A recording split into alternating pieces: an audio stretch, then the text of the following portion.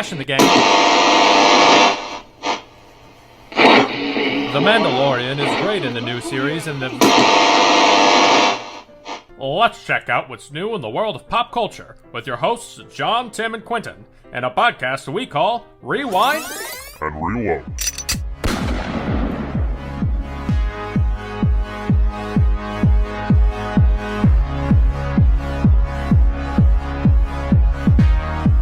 Hey there everyone, welcome to Rewind and Reload. If you listened to our last week's episode, welcome back, and if you are new, we have a brand new topic. I am John. I'm Quentin. Hey, it's me, your boy, Tim. It's just Tim. I love that intro though, I will say that. I change it up every week on everything I do, so That's great. look forward to it. Alright, so what's new guys? It's been a week since our first episode. Q, what did you do this week? I took a emo road trip.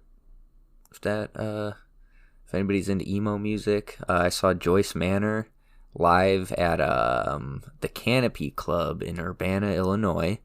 And fun fact about Urbana, Illinois, it's also home to the American football self-titled album house. So me and my girlfriend went to go see that. It was a pretty fun time. Nice. Are they the ones who recorded Super Bowl Shuffle, or? Yeah. I can't get enough traction out of that joke. It's so good. You hear it twice. It was good. All right, Tim, how about you? What'd you got? Not really a lot. I went and saw The Joker, the incel anthem movie that's not. I don't know where, having seen the movie now, I don't know where that bit of journalism came from. There's no part in the movie that I don't think incels would relate to at all, other than the fact that he lives with his mother. It was really weird. When I went to go see it, there was someone from CNN there just like handing out pistols. That's a CNN thing to do. Dude, no, but for real, when I walked into I was at after I'd got my popcorn and my drinky, I went to, there's people waiting, I went to go to my theater, and the lady was like, oh, you're going to see The Joker? And I was like, why do you think that, ma'am? She's saying you look like an incel?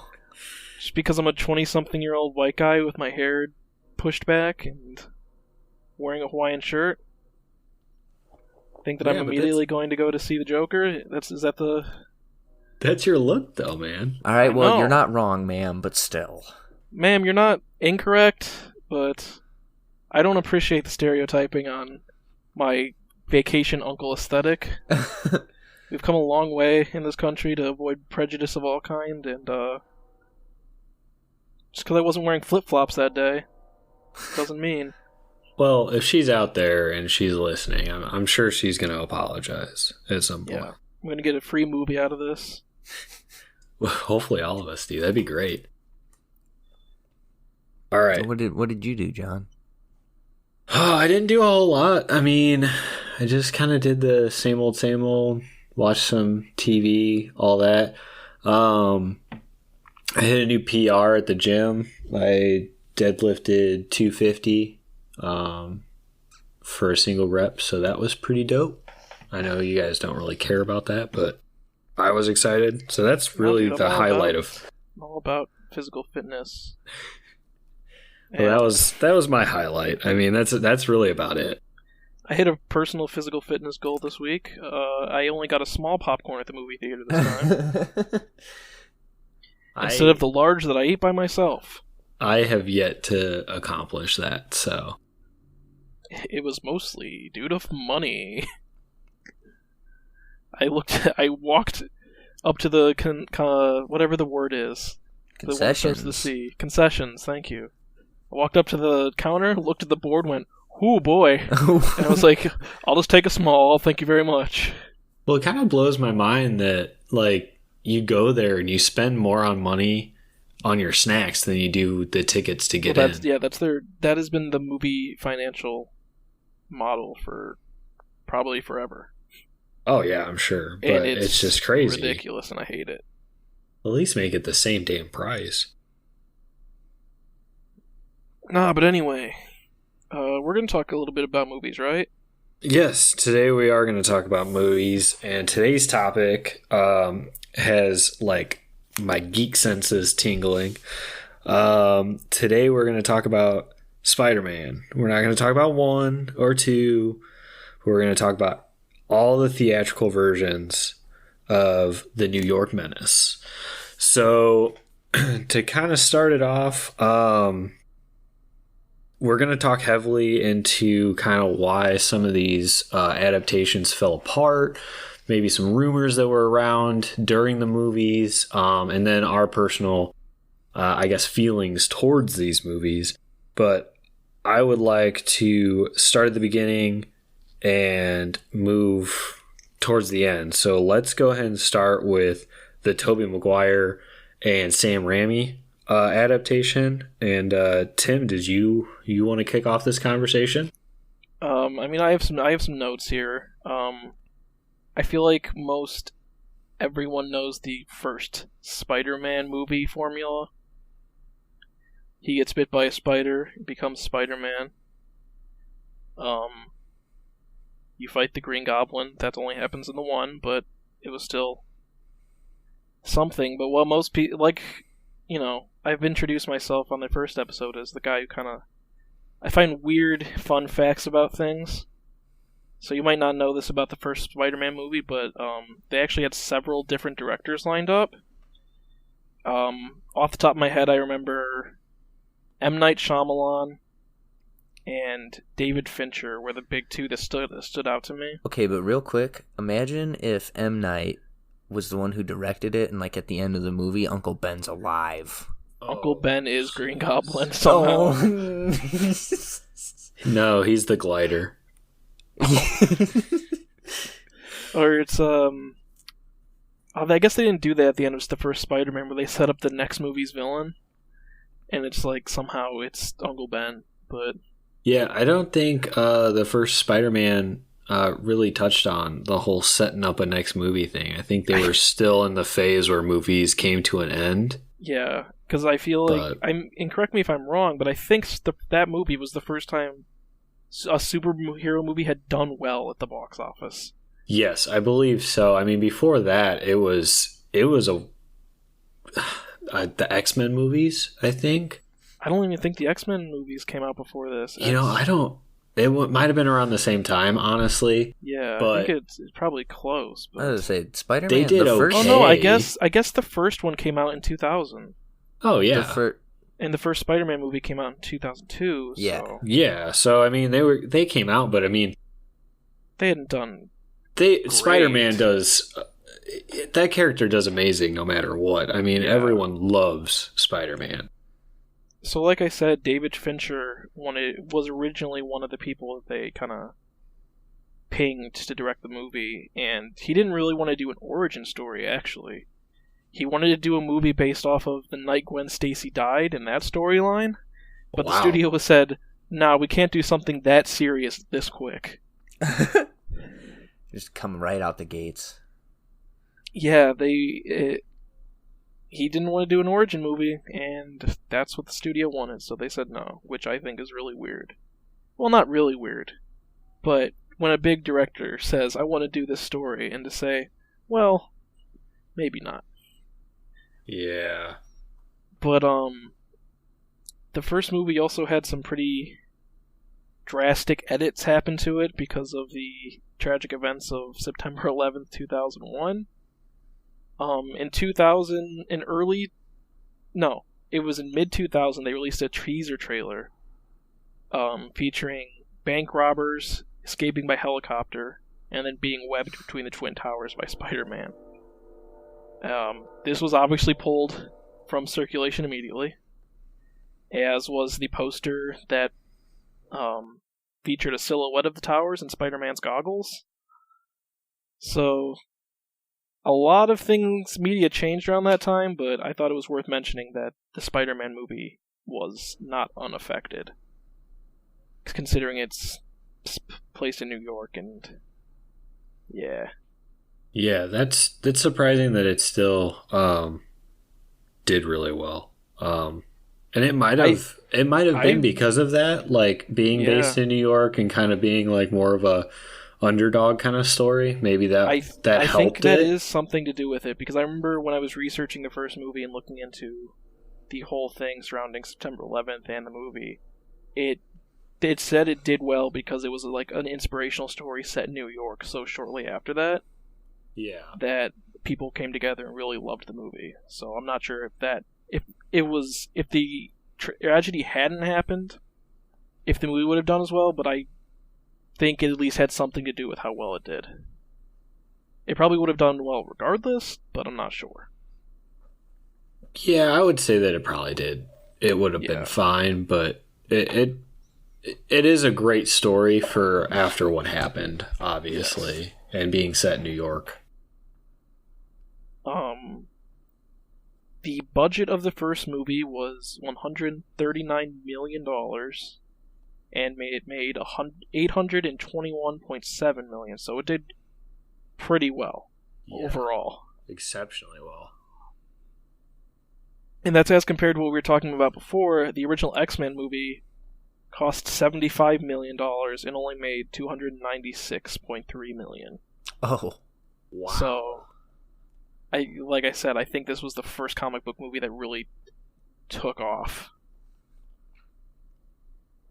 Yeah, I mean, I would go as far to say that it kicked off like everyone's real big interest in comic book movies, honestly. Because they kind of just kept snowballing from there. I mean, I was really young at the time, but I still remember seeing this movie and being like blown away. Oh yeah. I think this was like the movie for our generation that made everybody's favorite superhero Spider-Man for a short amount of time at the very least. I would agree to that, yeah. So would I. And I think it also kicked off like kind of our generation's interest in comic books as well. Just seeing a character masked and swinging around, beating up bad guys, like it kind of goes back to the whole like Stan Lee created him with a mask to envision everyone being able to be that superhero. And I think to kick off like Spider-Man helped kick that off, like everyone's interest in comic books, because you could see yourself as that comic book character. Yeah, I would completely agree. And Tobey Maguire's performance as Peter Parker, I feel definitely helped the movie out. He definitely did the best job, in my opinion, out of any Peter Parkers. He was the best. Like, he was the most just like relatable, normal, kind of like awkward guy, right? And I feel like that definitely helped. Like, I think people have a big. I think it even set like people's expectations for Spider-Man, because when people found out later that Spider-Man produces webs organically, they were like, "What? No." Especially me. I had that happen. I was like, "Nah, he has the web shooters, right?" Yeah, no, I think that was... sorry. I had it backwards. He had web shooters in the comics, and they went the whole organic route.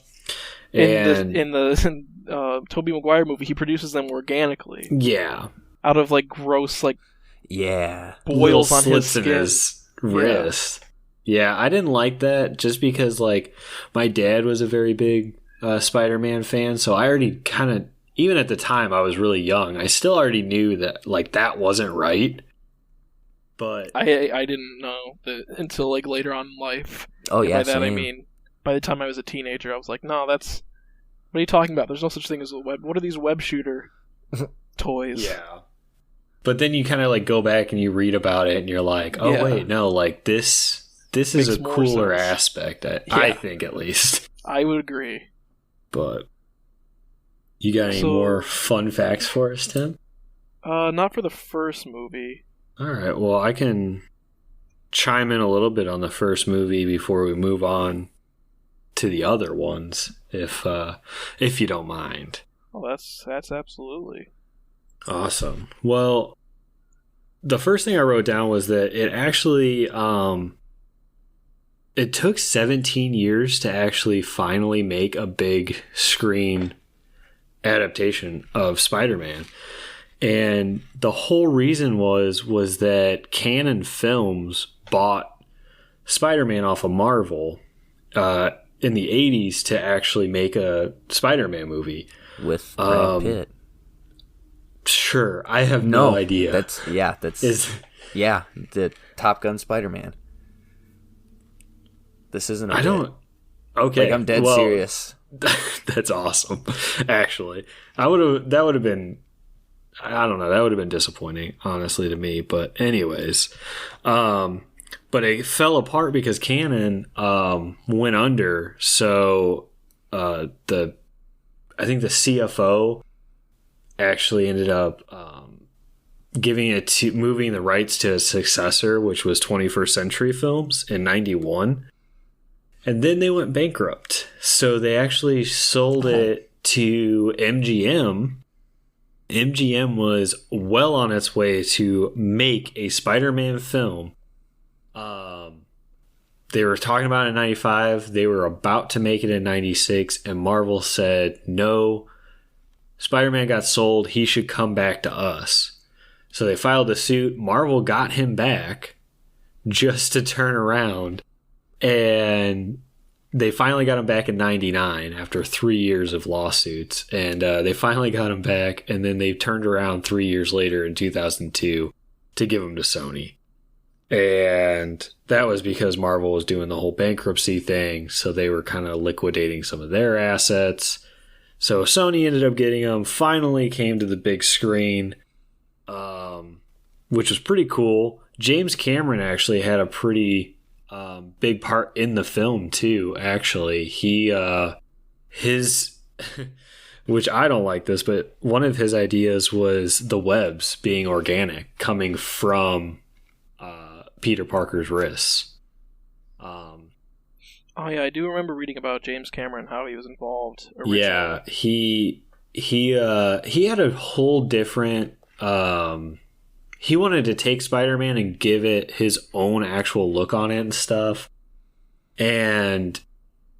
But Sam Raimi didn't really want to do that. He wanted to stay a little bit close to the comics. He did take the web shooter idea from Cameron. He did take that, but a lot of the other stuff that Cameron did, he kind of was like, no, I don't want to do that, because he was more interested in the bring up story, or the superhero to be story that Spider-Man had. So that's how the first movie came to be. The second movie,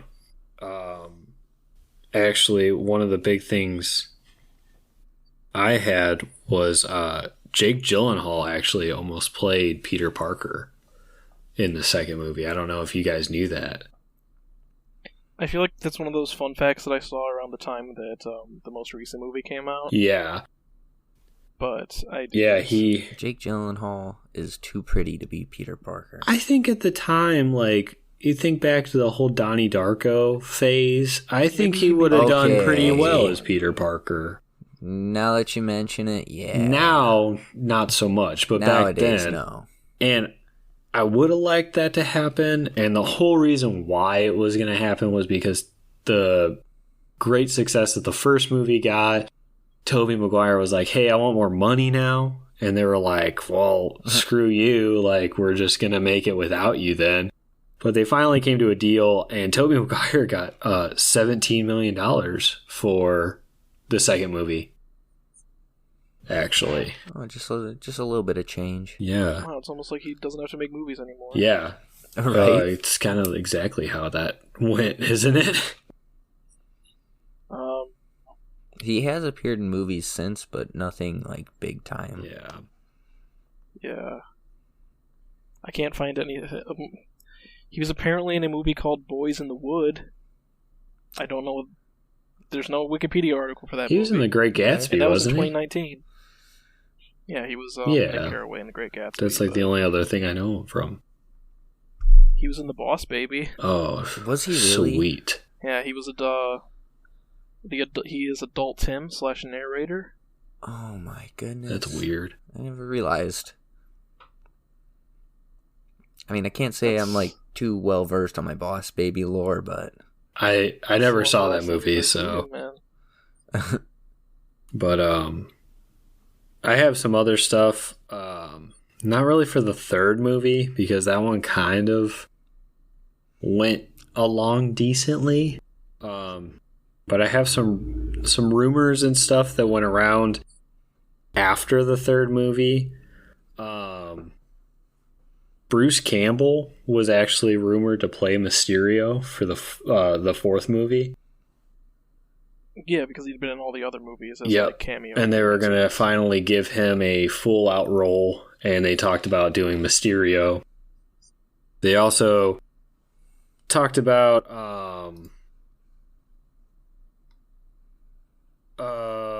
sorry, I lost my train of thought. Oh, a Black Cat. They were going to put her in the third or the fourth movie as well and kind of build that character because Sony was starting to try to get the Spider-Verse going all the way back then. But unfortunately, it never came to fruition to make a fourth movie because the rumors started spreading. Finally, when the Sony thing got hacked and stuff, or no, not that. That's for the other one. I apologize. It came out that Raimi, I'm sorry, was having like creative differences with Sony, and they were trying to push a deadline on him that he just knew he couldn't meet, and he pulled out. He'd been having creative differences with Sony since the beginning of the trilogy. Oh yeah. Like in the second movie, we didn't really touch on it, but originally he'd pitched that Doc Ock was going to be much younger, and then become like part of a love triangle with Peter and Mary Jane. Really? Mm-hmm. And then the studio was like, how about no? And I think maybe that's a good choice because Spider-Man 2 is still a really great movie. No, it's probably my favorite out of that trilogy. I would say it's my favorite out of the trilogy as well. I don't like the third one, but that one I know Raimi had the most creative differences with Sony. In the third movie, yes. In the third movie, there was originally talks that Ben Kingsley was going to play the Vulture. Yes. But then a Sony executive told Raimi that he was putting his favorite villains into the movies instead of villains more modern audiences would enjoy, so Venom was put in instead. Oh. Yeah, I don't know about that. So we have that to thank that Eric Foreman became the villain we all know and love. Good old Eddie Brock, man. The worst. I always forget about that. I always forget that he's in that movie, too. I always try to forget that he's in that movie. Because if it wasn't for the poster, you would think, oh, it's just symbiote Spider-Man, not Eddie Brock. I find it weird that they chose an actor that looks very similar to Tobey Maguire. It was a very odd choice in casting there. But I mean, there's a lot of really weird choices in the third movie, like the scene where Sandman is apparently hurt by bullets, even though he's a giant man of sand at the time. Yeah, that doesn't work. I remember seeing that movie at like 2 a.m. once, and that stuck out to me. That he was this giant sand being, and the cops were shooting him, and he was acting like it hurt him. I was like, but what? Yeah. No, it makes perfect sense. Don't question it. That is odd. But the third movie also made the most money out of all three. Really? At just under $900 million. It made $890.9 million. Wow. With a budget of $258 million, which is right around... Well, no, the first movie was significantly less. But the second and third movie had relatively close budgets in the millions. Gotcha. But the third movie made the most money out of all of them somehow. Probably because it had all the steam from the past two movies going for it. Yeah, everyone really loved the scene. That and everyone probably really loved the scene where where emo Peter Parker does his little dance down the street. Oh God, isn't it like Tiny Bubbles? Is that the song that's playing in the background? I believe so. I don't know. That was such a weird song choice for that. It was just scene. out of place in the whole thing. A lot of stuff was out of place in the third Spider-Man movie. I know that it was... If we're being honest with ourselves. I know it was supposed to come across like, oh, Peter Parker's got some moves, like he's got some self-confidence, but it just came off rapey. That's what it came off with. For me, I did not like... too much swagger. I didn't like it. He just made me uncomfortable, even as a child. Oh God, yeah. Anyways, with all these creative differences, Raimi pulled out, even though he had ideas for more movies and they rebooted it. But do you guys have anything to add to the first adaptation? Not particularly. I got my rant about Sandman being hurt by bullets out of the way. Well, I just really wanted to make it clear that Tobey Maguire, in my opinion, made the best Peter. We'll put that on record. You can quote me on that. All right. Well, to finish off the first adaptation, a quick fun fact that I actually got from all of our friend Joey. He actually was telling me that Raimi, he puts his car in every movie he makes. I didn't know this, but in the first movie, the car that Uncle Ben drives is his car. What kind of a car is it? I don't even remember. I didn't look into it. I just thought it was a fun fact, and I wanted to give Joey a little shout out for letting me know about that. Eat your heart out, Elon Musk. Sam Raimi did it first. There you go. But now, I mean, we can move on to next one, which is the Andrew Garfield one. I just want to bring up a quick note this week while we were talking. This weekend while we were talking about this episode through our group text, and at one point Quentin said the words, "I don't really know much about Garfield," and I almost texted back before I realized that's a fucking lie. He knows everything about Garfield, just not this Fun one. fact, yeah. Fun fact about me, I'm very into Garfield the cat. He actually has a jacket. Or a vest. I can't remember. I have a jacket. I have way more Garfield memorabilia than any one man should own. Are you going for that Guinness World Book of Records? Oh, I'm trying to crush that record. I want my house to be entirely Garfield, head or floor to ceiling. Like that lady who was on My Strange Addiction with the Mickey Mouse stuff? Oh yeah, I want to be even worse than her. Yikes. Alright, note to self, don't keep going over to Quentin's house. He's turning into a serial killer. They're gonna call him the Garfield Strangler. But, alright, well, let's go into the very quick revamped version of the Andrew Garfield version, which was pretty quick to revamp after the whole Tobey Maguire. It had 2 movies, and there was talk of a third one, and a fourth one, actually, that were supposed to be filmed back to back. But it never got that far.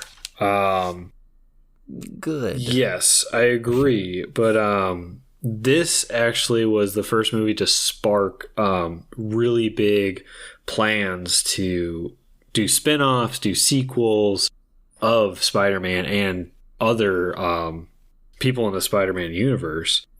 Both movies made pretty similar money. Tim, I think you looked it up. Am I right in saying that? Yeah, both movies cost... Well, the first movie cost somewhere between $200 and $230 million. The Wikipedia article didn't have an exact amount, and I'm not about to pay for IMDb Pro.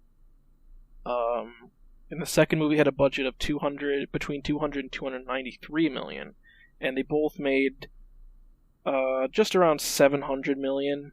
The first movie made 757, and the second movie made $709 million, which still doesn't beat Spider-Man Nope. 3. Not at all.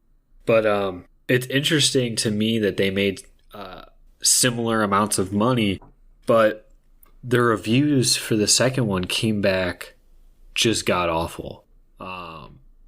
People claimed that there was too much going on. The plot was hard to follow. Things happened in it that just took everyone by surprise, just randomly.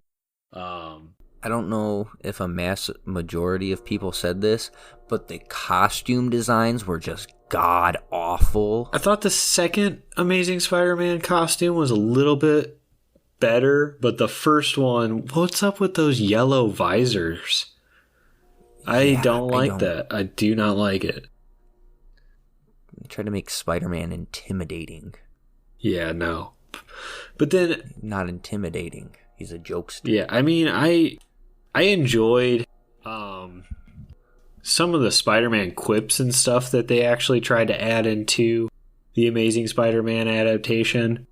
There was more in there than there was in the Tobey Maguire, but they just kind of went a darker path for Peter Parker that I personally was not a huge fan of. I could talk for a while about how he is the worst Peter Parker. Oh, by far. I mean, Why do you think? Why does he have a skateboard? Why does he have a skateboard, first off? Because he's cool. He's misunderstood, Quentin. That's not He's a cool graffiti You know, dude. I want to throw out that you are very into skateboarding, and they gave you an adaptation of Spider-Man that skateboards, and you're like, fuck that. Yeah, because that's not Spider-Man. That's not I Spider-Man. agree. I just find it interesting that you also agree to that. Yeah, no, like, I love skateboarding, but, like, if you're gonna give me a movie about a character, don't bastardize it so much, you know? I agree. Yeah, I mean, it took some pretty creative liberties here and there. Sorry, I was reading through the Wikipedia article, and the part where they're talking about Dennis Leary, who played the elder Stacy, whose name I can't find in this. But he plays Gwen Stacy's dad. It said Leary did explain that he did not know much about Spider-Man in the comics and was, quote, more of a Batman guy. Not the 1960s TV version, but the really dark Batman. Oh. Okay. Why were you in this movie then? Because you got paid? Oh. Haha, yes. Yeah. Classic. But yeah, he was also very, I don't know, arrogant. There's a lot more wrong with these movies, in my opinion, than just the portrayal of Peter Parker, though. I agree. Very against these ones. Yeah. Maybe it might have had to do with the timing, because, like you said just a second ago, it was a very quick reboot. Like, they didn't give us enough time to forget about Tobey Maguire, and I think if Tobey Maguire was more out of our memories and stuff, maybe this movie would have gotten a better... Maybe these movies, I should say, would have gotten better reception, but... Yeah, I would agree to that statement. I mean, I think with all of these reboots, honestly, they were so close to one another that I'm surprised that our current adaptation is doing so well. But I think it's because the previous one did so poorly. And I think they were just pushing it so hard. Because, like I said earlier, they were planning all these spin-offs and sequels. I mean, they were planning on Gwen Stacy returning. She was going to be return and actually be Spider-Gwen and possibly have her own movie. They were also planning for a Sinister Six movie. Back then, they were already talking about a Venom movie. And introducing all these characters and once again introducing Felicia Hardy, which is Black Cat, and it's just, they had a lot going on, and I think there was too much pressure, honestly, in building the universe, and it showed in the making of the movies. I would be inclined to agree, considering how much I don't like the scene in The Amazing Spider-Man 2 where Electro becomes Electro. Yeah, I feel like that wouldn't happen. It's just, he's just like, oh, I fell into this pit of biologically engineered electric eels. I guess I have that power now. He just got shocked so many times that now he is an electric eel. Once again, Yeah. it's like the magic of bullets hurting Sandman. You just don't question it, and it makes sense. Right. Yeah. But, needless to say... Did you guys even remember that Green Goblin is in the second Amazing Spider-Man movie? Cause Yes. I didn't. Well, the Green Don't they Goblin try to fit... is not in it. It's actually the Hobgoblin. He is credited as the Green Goblin on Wikipedia, so maybe he is. I guess it technically is Harry Osborn. Because I thought they like try to like cram the Sinister Six into the second movie. They were trying to introduce enough of the characters to have a Sinister Six movie come out shortly after. Yeah, because wasn't Rhino at the very end of the movie too? And they really only had to introduce a few more characters, and they would have been done. And I think they were planning on introducing more in the third one, and then finally maybe having one in the fourth. But it's crazy because, like, the third and fourth movie actually got release dates. They actually gave them release dates. One was on June of 2016, and the fourth one was May of 2018. So they had this very well planned out, and I just can't stop thinking of going back to the fact that they were pushing it so hard that it fell apart. Sorry, I just found a quote by Sally Field, who played Aunt May. Apparently she didn't really appreciate her role in the movie, and she said on the Howard Stern show in 2016 that, quote, "It's really hard to find a three-dimensional character in this film, and you work it out as much as you can, but you can't put 10 pounds of shit in a 5-pound bag." Jesus. Wow. That is an amazing quote, though. So even the people in this movie are like, yeah, it's not so good, huh? That is awesome. Holy shit. Glad to see she agrees with us. Well, I don't know about you two. Agrees with me, at least. But to be fair, it did win one of the most onerous awards in America. Well, someone in it did. It won. Emma Stone won Favorite Movie Actress from the Kids' Choice Awards. That is a big award. You mean to tell me Tobey Maguire didn't win any Kids' Choice Awards? I can find out. Yeah, I thought he did because Stan Lee made an announcement when he won that about how he was his favorite Spider-Man. He won a Teen's Choice Award. That's what it was. See, even better. He was nominated for a Kids' Choice Award for Spider-Man 2, but he didn't win it. Absolute robbery. Also, these categories he was nominated for are very good. The first one for Spider-Man 1, Favorite Male Butt Kicker. And for 2005 for the Spider-Man 2, it was just Favorite Movie Actor. I like the butt kicker. I guess they won Best Kiss for the MTV Movie Awards for Spider-Man 1. Huh. Oh, the Upside Down kiss. Yeah. Yeah, the Upside Down Kiss that has been parodied to everything from The Simpsons to hardcore pornography. I'd be remiss if I didn't mention that. It's an iconic scene, and it's going to get people's attention no matter what media format. Oh, yeah. I mean, kids listening at home, don't look it up. But adults, go ahead. I'm sure it's fun. Or do. Yeah, listen up. Just don't tell the adults. Tim. Don't listen to Uncle Tim. It's fine. But, all you need to do to prove you're 18 is click a button. that's a fair point, actually. We're not Great Britain. We live in the US of A. We don't have to register for porn licenses or whatever the fuck they're called over there. All right, so let's get back on topic here.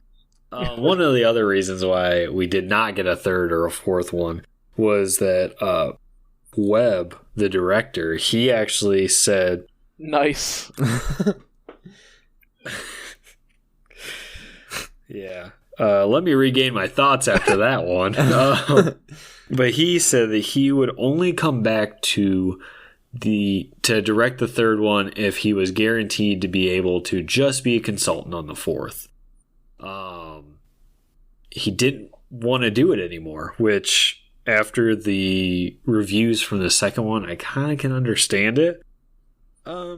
So ultimately, they nixed it, but it was after Sony got hacked, actually, it came out that they were intending to still make a third and fourth one, but they were going to recast Andrew Garfield's part to Tom Holland, who is the current Spider-Man, because they wanted to keep him young. I don't feel like that's a good idea to recast your main character for a third and fourth installment of an adaptation, but I mean, nah, it's fine. Okay, they could have just reworked the whole character too. You know, I mean, that's what they were intending to do. They wanted a younger one, it's like, hey, remember this dude from 2 movies ago? Yeah, nope. Yeah, he is no more. Well, they were like, we wanted to keep him as a young snot-nosed punk. Like, what does that mean? Like, Peter Parker's not a snot-nosed punk. Maybe Spider-Man, but not Peter Parker.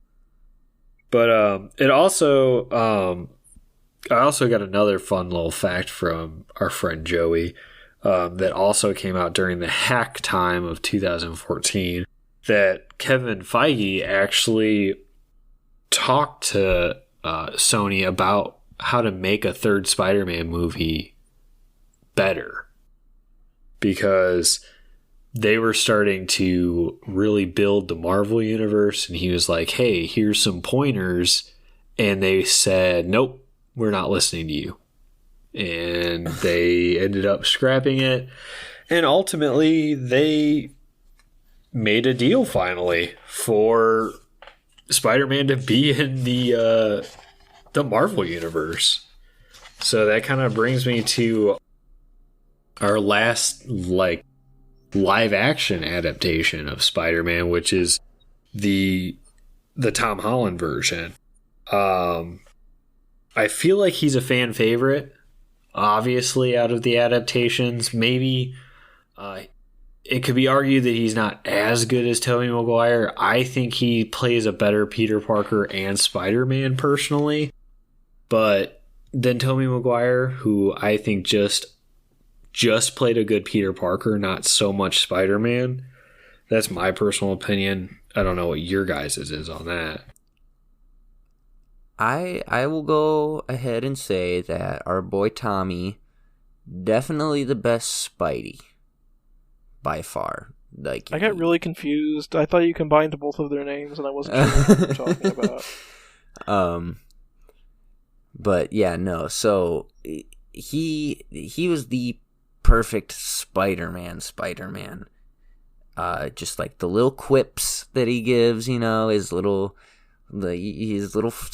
words, his little phrases, whatever you want to say. His attitude. He embodies the idea of Spider-Man perfectly. The Peter Parker aspect, I think he definitely did a very good job at that as well. I'm not going to say he was bad by any means in any aspect. I still just think Tobey Maguire, probably just because of nostalgia reasons, I'll say Tobey Maguire is my favorite Peter for sure. But I have no complaints with anything Tom Holland has done with the character. Oh, that's good. Well, I mean, Tom Holland is on record of saying, I don't feel so good about my role. Just kidding, it's just I don't feel so good. I was going to say, I have not seen that. I do know that Tom I Holland edited did that go in. on record saying that as long as he can play Spider-Man and Peter Parker, he's going to do it because he loves playing the character so much. I have to say, this was like, if I'm not mistaken, I'm pretty sure he's been on record to say that like being Spider-Man was like his like childhood dream or whatever. You know? Yeah, they actually have him in an interview back when he was younger, and they were like, "What do you want to do in 5 years?" And he was like, I think playing Spider-Man would be really cool." And I mean, like, look at now, like he's Spider-Man. Yeah, so like this is someone who like respects the role, if you will. Oh, of course. And I mean, I kind of want to go into the whole recent deal and, you know, kind of like divorce makeup that Disney and Sony did, because they almost just completely severed ties, and luckily they got back together. But it came out that it was actually a big part because of Tom Holland.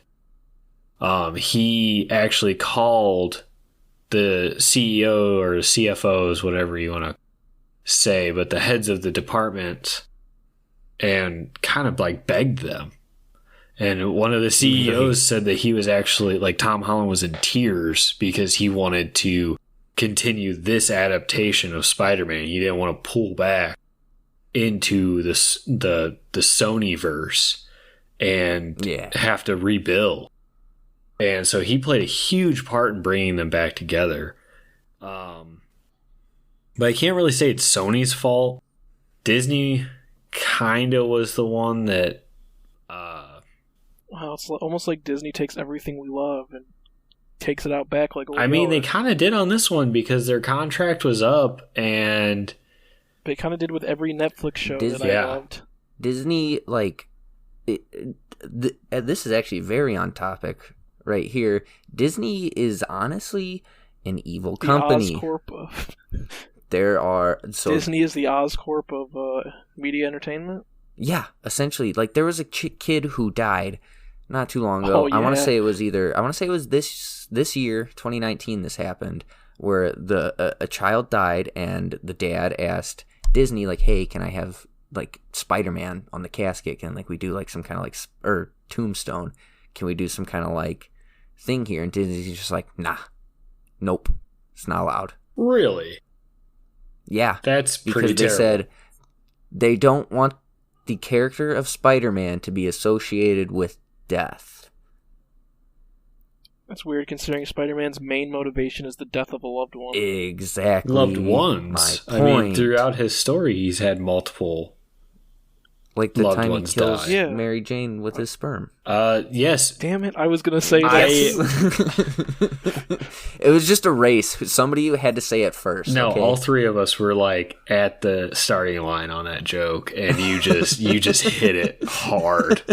You hit the ground running and got it. He sold, or the time that Spider-Man sold his marriage to the devil, so you keep being Spider-Man. Yep. But anyways, Disney severed ties. Mostly, it was their fault. Despite what the mass media was trying to tell you, a lot of fans and stuff were like, no, Sony's terrible, they fucked everything up. But it was actually Disney. They were asking for a 50-50 co-financing for the movie, and they would just go half on everything.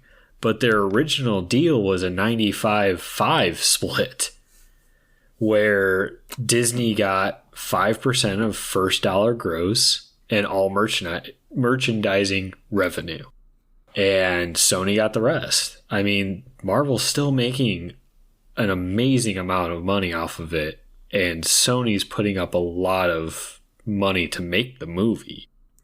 And Disney tried to do it, and Sony's like, no, let's just keep the deal that we have. And Disney was like, nope, we don't want to do it anymore.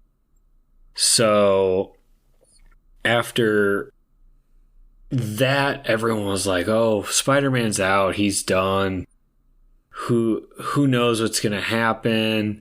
And there's talk of, him going back. And it took a week, but finally Tom Holland talked about it, and he wanted to, he said his exact quotes was, "It's been a crazy week, but I want to let you know I'm grateful from the bottom of my heart, and I love you 3000 to all the fans at D23. But that didn't really tell anybody a whole lot of what was going to happen in the future. So we were kind of just left with, okay, well, are they going to make up? And finally, Feige came out with a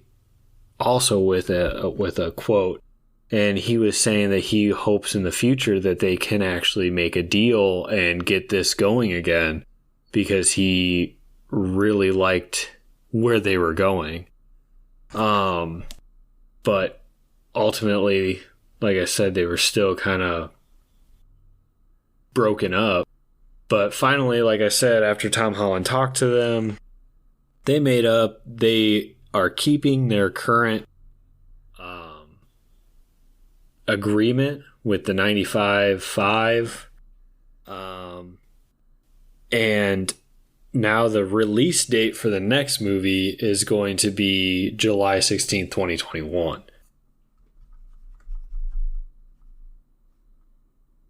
And Sony also has pretty big plans in the future as well. They're talking about doing a Morbius movie. They're talking about doing another Venom movie. Sinister Six again. They have all these big plans once again to get this universe going. And Kevin Feige actually said that they would put I'm sorry, I lost my train of thought. They Spider-Man being in these two different universes, he could jump back and forth. You couldn't swing back and forth? That's a good point, Tim. Maybe you should lead these. Yeah, I try. I try to make some funny jokes now and then. Once again, I feel like that would just be way too much going on. I mean, if he jumped back and forth between movies and they kind of kept it somewhat separate where he wasn't in every movie, I think it could work. But ultimately, I think it needs to not be a universe. It needs to just be add-on movies. Like how so? Fair. What do you mean by like add-on? Like kind of just like filler movies for in between what Spider-Man's doing in the MCU. You know what I mean? Yeah. I think I'm picking up what you're putting. So like we can kind of get our Spider-Man fix in between the Marvel movies coming out, since they're spacing them out kind of farther. Mainline the Spider-Man movies. Get them straight in my arm. I need 40 cc's of Spider-Man movies stacked. I mean, all that Disney wants is 50 cc's of cash straight up their ass, so... Yeah. It's not like that company has more money than God at this point, but no, we have to split these movies 50-50. Even though they're raking us in so much money so quick. Yeah, it's kind of crazy that they're like so bold to say, let's do 50-50.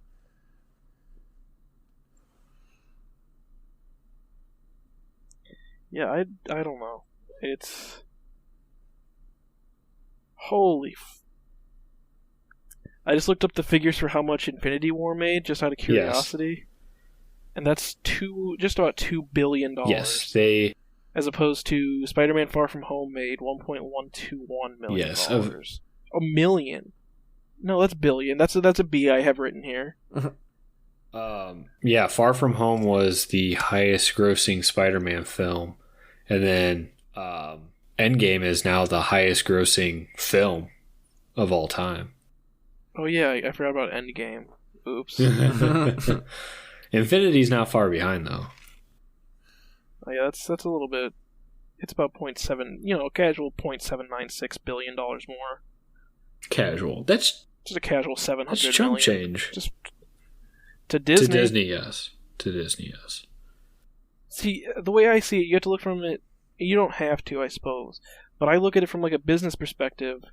Of Sony does more than movies. Sony does electronics. They do games. They do movies, obviously. They have fucking house appliances. Yeah, they have this huge diversified portfolio.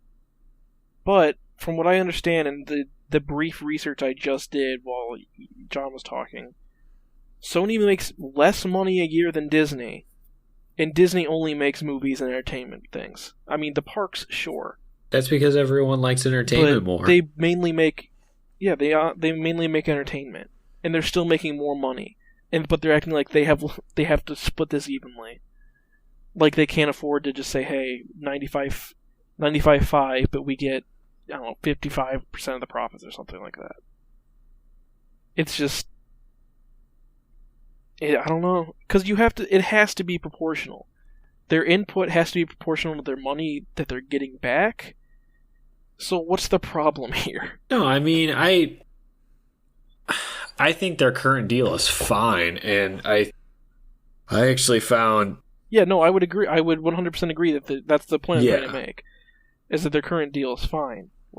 And I think... but they're acting like they make no money off these movies, and that they need more. Yeah. They need help. No, and I actually found a quote earlier from Joan Lee, who was Stanley's daughter, and she made a really good point about the whole Disney, the Disney Sony thing, was that with these two companies having control over different parts to the Marvel universe, there can be all these different adaptations that can grow and evolutionize off of what Stanley and what he created. You know what I mean?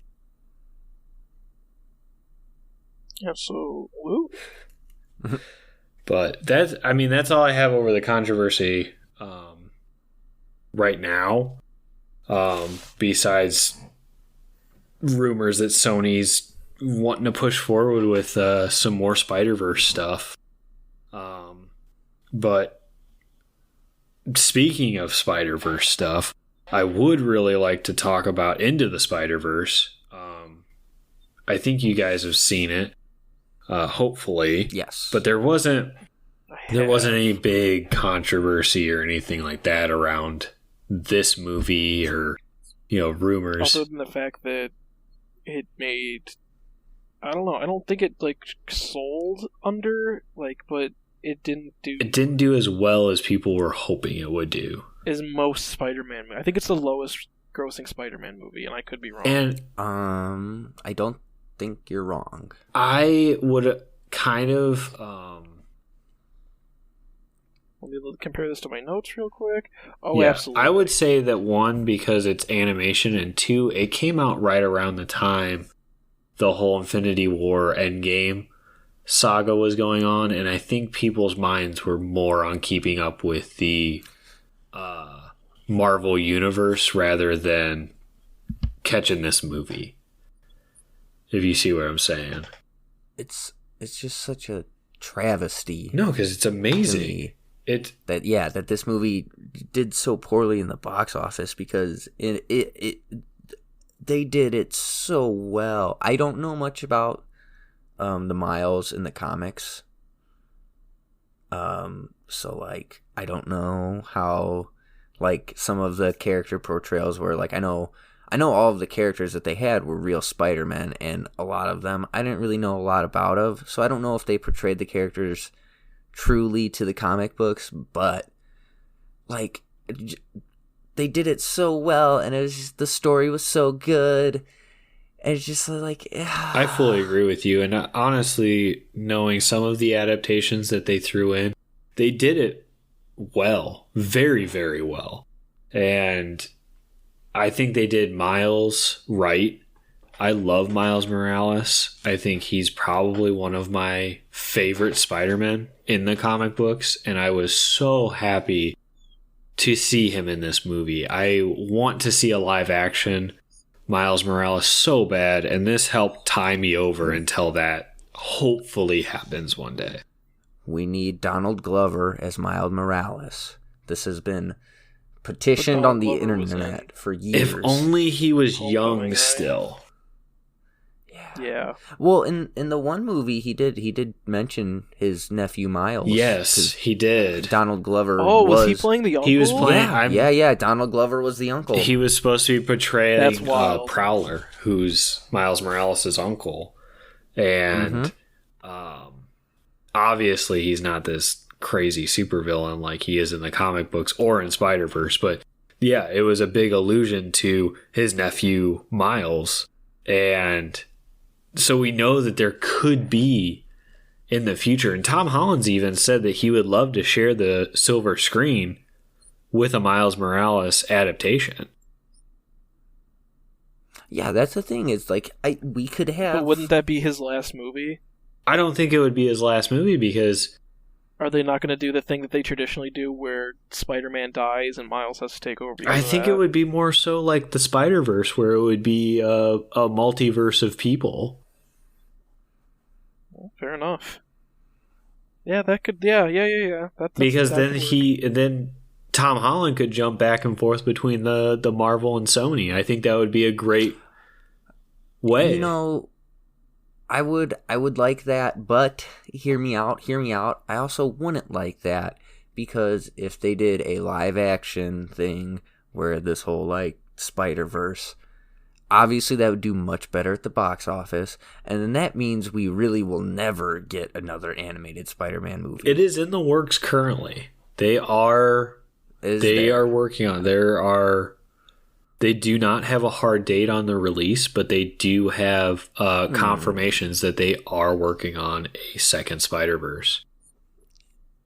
Really? Yeah. I really did not think we would get a second like we deserve another Spider-Verse, that's for damn sure. Yeah. But yeah, we need more Nick Cage Spider-Man noir. You know, that probably was one of my favorite parts of that movie. Upon rewatching it, I laughed a lot harder at his jokes than I did the first time watching it, because I was like paying attention to them. Between him and John Mulaney, when they were on screen, I was losing my mind. It's just, I don't even remember there's like just lines that he has in the movie that I'm just losing it. It's so good. Yeah, they did. And, they did great with like almost every character, and like having a comedic aspect to them. Like it was good. Like that's how Spider-Man should be. Oh yeah, for sure. Yeah. And fun facts about the movie is at one point you can see Wilson Fisk looking at his wife and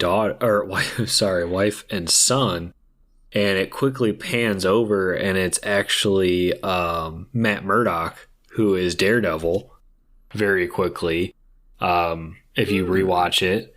And then also, I guess I'll have to go watch it on Netflix to see that. Yes, I own the movie, which I was very salty about buying it, and then it came out on Netflix. But there's also immense amount of Stan Lee cameos in that movie. There's one actual like one, and then there are many, many more throughout the movie in the background. And I'm trying to find how many exactly so you can count them up.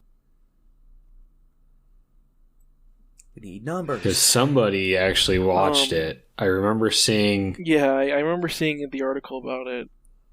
Yeah, I just don't remember the exact number either, but I did rewatch this movie like within the last 2 weeks, and it's just... I don't know how it did so poorly compared to every other Spider-Man movie because it's, and like you said, it probably has something to do with they were releasing around the time that the Endgame thing was kind of wrapping up or almost coming to a peak, and it's just like, holy. I think people Holy cow, are this movie's more good. just into the whole live action universe right now than they are in the other. I'll be real, not to spoil Endgame too much because it hasn't been a year yet, I don't think. But I was a little disappointed that it wasn't Frank Castle that killed Thanos at the end. You know, my favorite theory that I had personally was that we would hear the little like 1 batch, 2 batch thing he does in the Punisher show, and then we would just see Thanos get shot. And that was how the movie ended. And obviously they can't do that. No, but I wanted them to. I thought that does raise up a good rumor that I heard. With the whole Spider-Man deal going through, there is rumors flying around that Spider-Man's next big villain is going to be Wilson Fisk from the Daredevil TV show, and Daredevil is supposed to possibly make an appearance.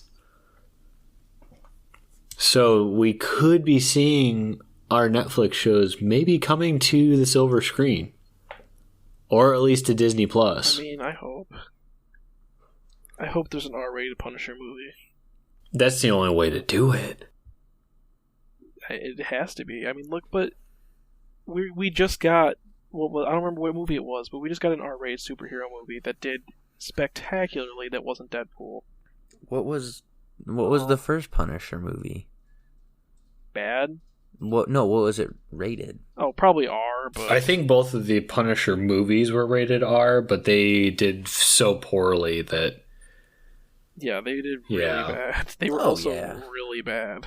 Yeah, but I was just wondering. Oh gosh, what was the last one? It wasn't Deadpool, was it? Deadpool 300. Logan. Oh yeah, Logan did really well. I forgot about that. Oh, I think I'm thinking of the Joker. What was the Joker? It was rated R. It wasn't PG. I believe. Yeah. I didn't even get ID'd at that movie, bro. Dude, you're over 17. I'm 24. Yeah, but... I've been getting... Up until last year... This is the first time I think I haven't gotten carded at an R-rated movie. I think I've gotten carded twice in my life, and that includes bars. Then you're lucky. I just look old. I have a beard, and I'm still just like... They're like, can I see some ID, please? Okay. Well, to get a little bit more on topic, since we're kind of running out of time, because I don't want to have super long episodes, but I think that concludes our little Spider-Man adaptation talk. I think we hit mostly everything. I don't know if you guys have any closing statements on the topic. I don't think I do. All right. Well, that kind of just leads me to talk about recommendations. I mean, I guess after a week, do you guys have any recommendations for anyone listening? Anything to watch, read, listen to, whatever? Yeah. If you guys are like me, you like your auditory entertainment, and you listen to a lot of podcasts. So a good one for you guys to check out is called Here We Are. It's the science podcast by Shane Muss, a comedian. It's pretty good. The last episode I listened to was about insects. I learned a lot about buggies. Maybe we'll do an episode on buggies someday. Or maybe we'll do Ant-Man or something. Dune buggies. Hell yeah. We'll just title it Buggies, and we'll talk about anything related to bugs or buggies. Hell yeah, brother. Tim, do you have any recommendations? Yeah.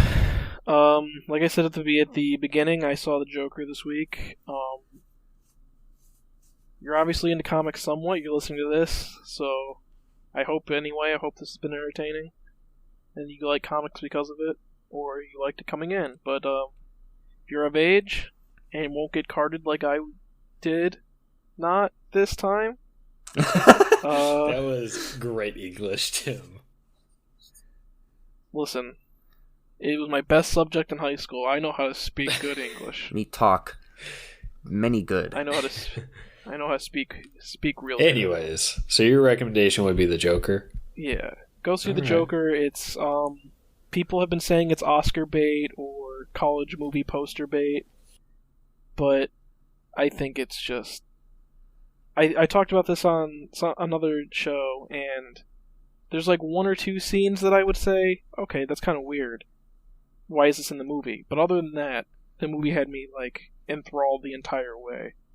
The score of the movie, just the cinematography of it all together is just top notch, and it's honestly one of the better. I would say he's almost on par with the Christopher Nolan Heath Ledger Joker, honestly, even though we barely see.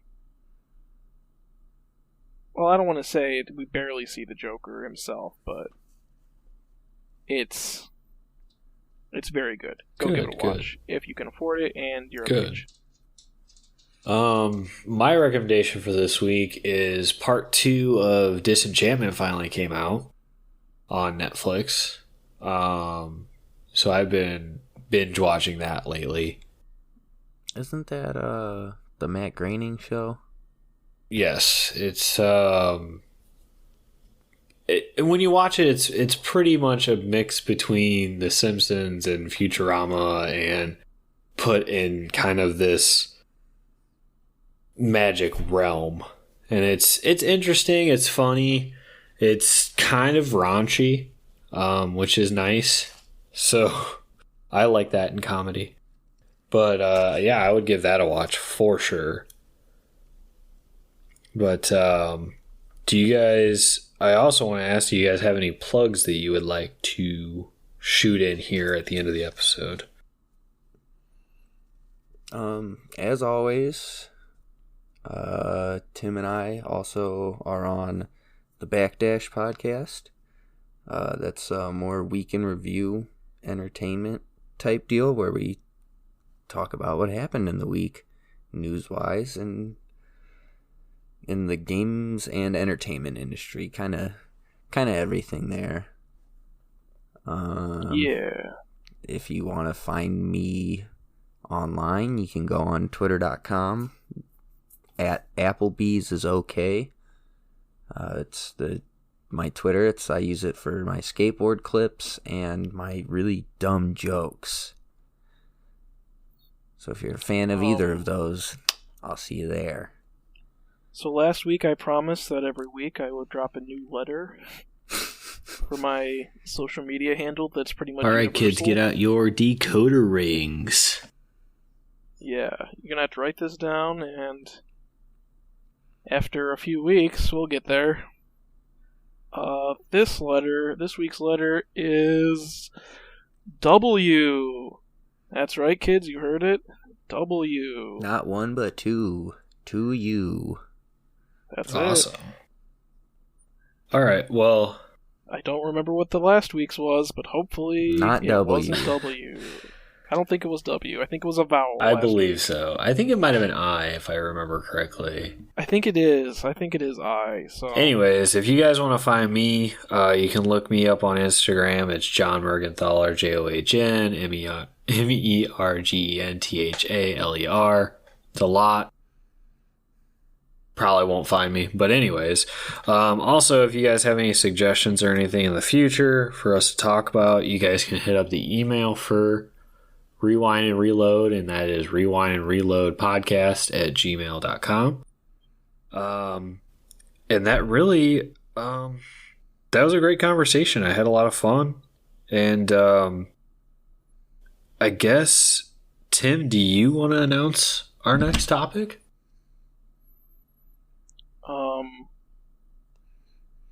Because I've forgotten which part we're doing? No. I know there's one of two things, but I don't remember what we decided on. I think we're going to do the Joker, since you just saw it. You gave the recommendation for it. I'm hopefully going to see it. I'm sorry that you set me up for this. We talked about it, and I forgot. It is okay. I will give you a better lead-in next week, and you can redeem yourself. So Okay, we're going to talk good. about the Joker. There might be little hints at the upcoming Batman, even though it's nowhere near tied to the Joker movie. But it will be very Joker heavy. Be the movie, the comics, and all the different adaptations that we can find some stuff to talk about. So that is all I got. So I guess I'm done talking, so I guess I'll talk to everyone next week.